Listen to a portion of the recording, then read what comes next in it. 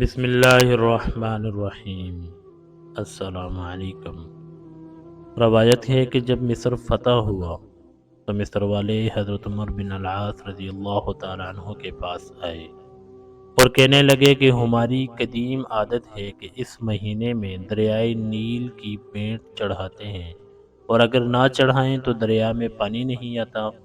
ہم ایسا کرتے ہیں کہ اس مہینے کی 12ویں تاریخ کو ایک باکرا لڑکی کو لیتے ہیں جو اپنے ماں باپ کی اکلوتی ہو، اس کے والدین کو دے دلا کر رضامند کر لیتے ہیں اور اسے عمدہ کپڑے، بہت قیمتی زیور پہنا کر، بناؤ سنوار کر اس نیل میں ڈال دیتے ہیں تو اس کا پانی چڑھتا ہے، ورنہ پانی چڑھتا نہیں۔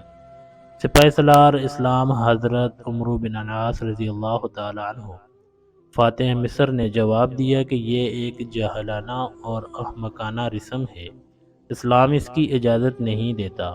اسلام تو ایسی عادتوں کو مٹانے کے لیے آیا ہے، تم ایسا نہیں کر سکتے۔ وہ باز رہے۔ دریائے نیل کا پانی نہ چڑھا۔ مہینہ پورا نکل گیا لیکن دریا خشک پڑا ہوا ہے۔ لوگ تنگ آ کر ارادے کرنے لگے کہ مصر کو چھوڑ دیں، یہاں کی بود و باش ترک کر دیں۔ اب فاتح مصر کو خیال گزرتا ہے اور دربار خلافت کو اس سے مطلع فرماتے ہیں۔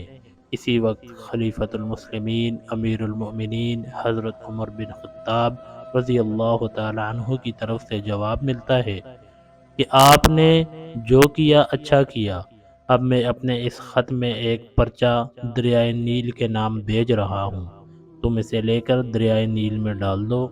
حضرت عمر بن العاص رضی اللہ تعالی عنہ نے اس پرچی کو نکال کر پڑھا تو اس میں تحریر تھا: اللہ تعالیٰ کے بندے، امیر المؤمنین عمر کی طرف سے اہل مصر کے دریائے نیل کی طرف بعد حمد و صلات کے مطلب یہ ہے کہ اگر تو اپنی طرف سے اور اپنی مرضی سے بے رہا ہے تو خیر نہ بے، اور اگر اللہ تعالیٰ واحد و قہار تجھے جاری کر رکھتا ہے تو ہم اللہ سے دعا مانگتے ہیں کہ وہ تجھے رواں کر دے۔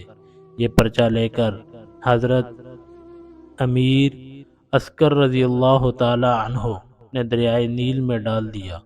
ابھی ایک رات بھی گزرنے نہ پائی تھی کہ دریائے نیل میں 16 ہاتھ گہرائی کا پانی چلنے لگا، اور اسی وقت مصر کی خشک سالی ترسالی سے گرانی ارزانی سے بدل گئی۔